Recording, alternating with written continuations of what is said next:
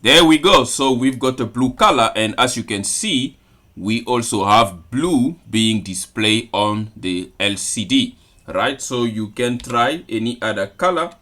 Just remember your code name user, and let's go with cyan.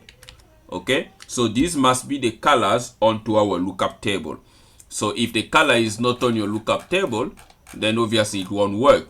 Then you can add in more colors. As per this tutorial, you can add more colors as you want, and we can try yellow as well. User and yellow.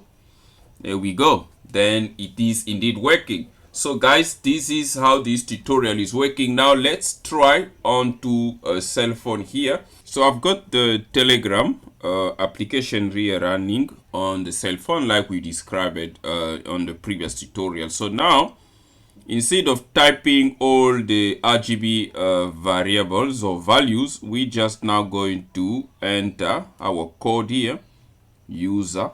I don't think it's case sensitive, and then I'm going to say red color, and then I enter, and obviously you can see the color change to red. Okay, and we can try another color here and make sure the color is on the lookup table there, magenta. I believe that color is available, and we go, there we go. Then we've got the magenta color that been changed. And one last time, so green color, green, and then enter, and then we're getting green. So that is it guys for this tutorial. And also you can see green is displayed on the LCD.